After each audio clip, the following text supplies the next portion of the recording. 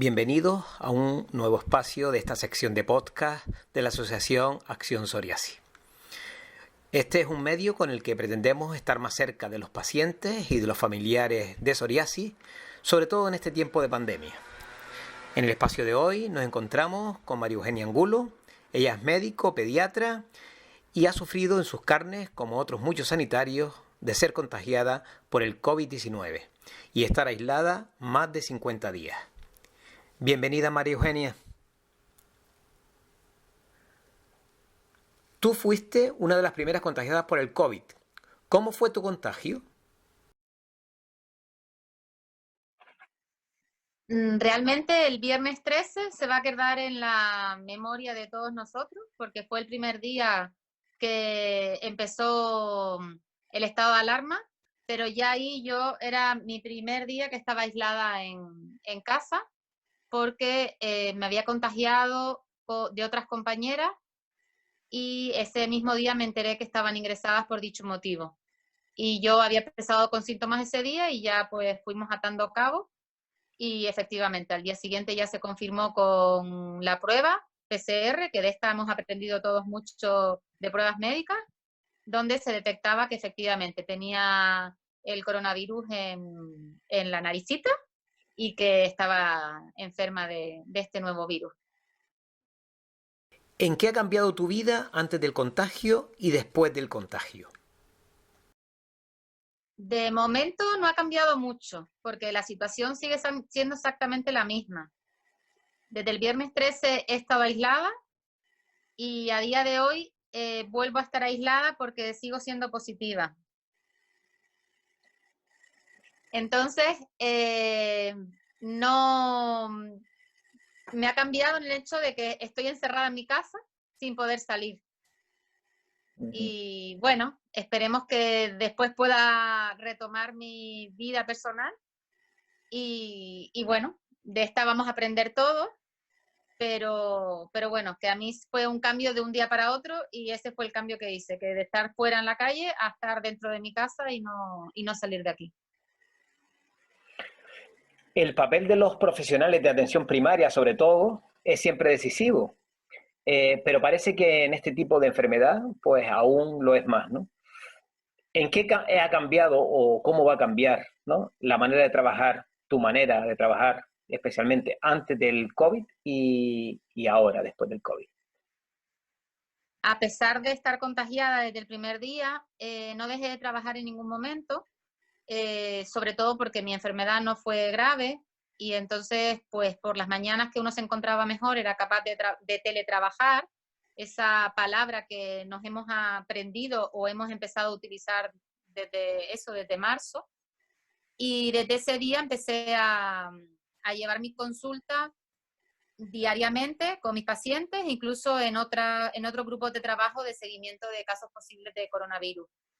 La verdad es que nunca pensamos nosotros que podíamos ser tan útiles con un teléfono y con un ordenador para atender a los pacientes, porque hemos buscado herramientas utilizando el correo corporativo. Nos han mandado fotos, nos han mandado vídeos, hemos hecho interconsultas virtuales a otros especialistas del hospital, solucionando problemas que a lo mejor en otras épocas hubieran tardado varios meses. Pues algunos pacientes que llamas hasta en un domingo, en un sábado, yo creo que hemos invertido hasta más horas de lo que realmente era nuestra jornada laboral, con esa preocupación de que la gente estuviera atendida y a pesar de no verlo físicamente, pues que no se sintieran abandonados. Y ese es el camino en el que queremos seguir trabajando. Es verdad que seguiremos viendo a pacientes de presencia física, pero la telemedicina empezó y nació en marzo, pero no se va a morir. Va a seguir estando entre nosotros y además afianzándola porque así evitamos desplazamientos innecesarios para resultados de pruebas, para renovación de tratamientos, para consultas varias que no hace falta ver al paciente. Y yo creo que en eso hemos avanzado mucho y no podemos volver para atrás. Uh-huh. Al igual que en la educación, pues también la telemedicina, la teleformación, pues también es algo que ha llegado para quedarse, lógicamente que es algo positivo, ¿no? Muy bien. Comenzamos hace una semana el desconfinamiento en España. Los primeros en salir fueron los más pequeños. ¿Con qué problemas te estás encontrando en este tiempo de la vuelta a la calle? Antes de que llegara ese día, es verdad que nos consultaban mucho por niños que estaban ansiosos por salir, que no sabían tolerar el estar en casa, aunque realmente nos hemos sorprendido todos de la capacidad de adaptación que tenemos, tanto los niños como los adultos, de estar entre cuatro paredes durante días tras días sin que ello nos repercutiera de forma drástica. Entonces, cuando los niños empezaron a salir, había gente que tenía miedo porque ya tienes miedo al contagio, entonces ya no quieres salir, a ver qué es lo que tengo que hacer. Pero los niños, como lo esperaban con tanta ansia, yo creo que esos miedos se superaron y realmente no he visto problemas en ello, ¿vale? No hemos visto que haya un repunte de casos, de momento es pronto para decirlo, pero no se ha visto que esto haya aumentado y sí que ha sido una forma de descarga tanto para los niños como para las familias, porque aquí no es que lo pasen mal solo los menores, sino que el ambiente emocional de toda la familia, la que se ha visto repercutida, y a veces es más la sensación de los padres de ver que sus hijos están en una casa que la de los propios niños, sentirse que están jugando con sus juguetes todo el día, que cosas que antes pues eran impensables. Uh-huh. Muchas de las personas que nos están escuchando son pacientes de psoriasis o familiares de pacientes de esta enfermedad. Nos obligan a usar mascarillas y guantes y lavarnos las manos muchas veces. ¿En qué medida puede afectar eso al paciente con psoriasis? Y sobre todo a los niños, ¿no? El lavado de manos, que es de las medidas que más se ha visto que hacen que se contamine menos la gente, pues bueno, con gel hidroalcohólico en personas con psoriasis, pues podrían verse afectadas. Entonces, hay que a lo mejor extremar las medidas de distancia, ¿no? De distancia de 2 metros con cualquier otra persona. Si nosotros realmente vamos a estar en ese caso, pues no haría falta el uso de mascarilla. Ahora, por ejemplo, para ir en transporte público, pues lo exigen.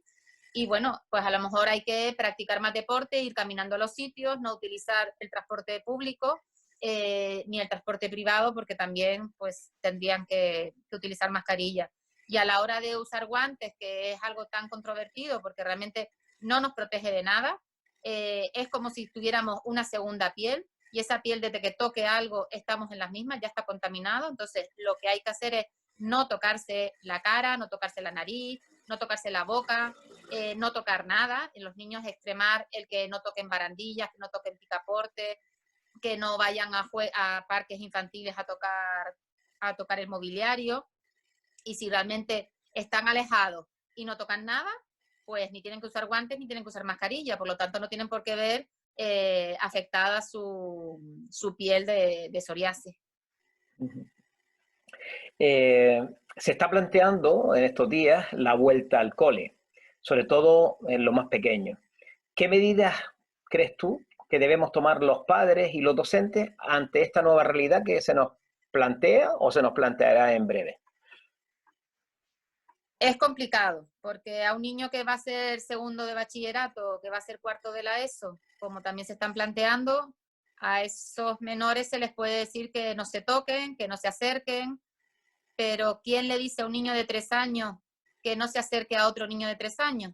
Porque ellos lo que más hacen es compartir juguetes, compartir tiempo, compartir espacio, compartirse los mocos, y es complicado. Yo no sé de qué forma lo van a hacer, pero tendrán que disminuir el aforo de niños en las clases, jugar en patios muy abiertos donde realmente la distancia entre ellos pues aumente. En mayores de 3 años pues se podrían poner mascarillas, son niños que realmente podrían entender que la mascarilla no se la tienen que quitar, y disminuir al máximo la cantidad de juguetes y de cosas que ellos puedan compartir y que que no se pueda lavar o que no se pueda desinfectar. Pues, ¿qué otras recomendaciones le darías tú a los pacientes de psoriasis, sobre todo los más pequeños, ahora que comenzamos a salir a la calle? ¿Qué otras recomendaciones le darías? Pues que el sol les viene bien.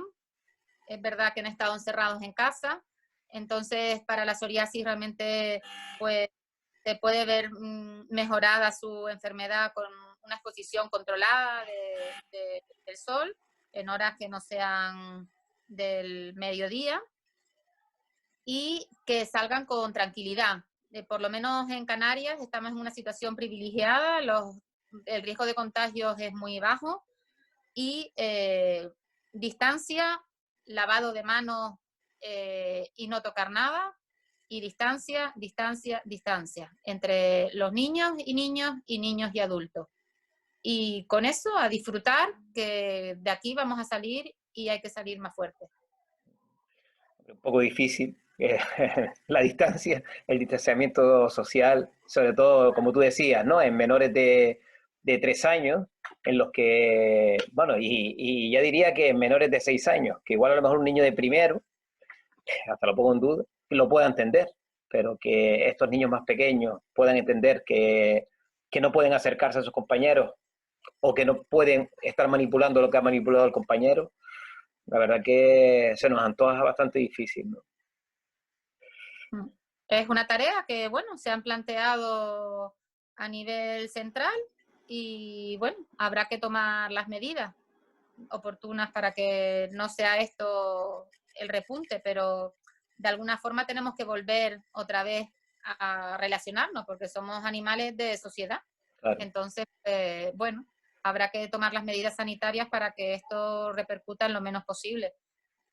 Pero bueno, hay que hacerlo y en algún momento alguien tiene que salir, y los niños son los que menos afectados están por este virus, y a lo mejor, pues bueno, no es una medida tan mala, porque si lo que decimos es que los adultos mayores están muy conscientes de que no tienen que hacer determinadas cosas y salen, pero es que ellos son los más vulnerables. Entonces, pues bueno, a lo mejor una forma de socializarnos es a través de los niños primero, y si esto pues va bien, pues ya seguir con otras etapas de la vida.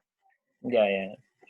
Pues muy bien, pues María Eugenia Angulo, pediatra del centro de salud, de un centro de salud de atención primaria, y que, bueno, muchas gracias por acercarnos a la realidad de esta pandemia, a la realidad de los más jóvenes, y sobre todo, pues darnos esos consejos que seguro que a muchos de nuestros oyentes nos puede ayudar bastante. Gracias por todo.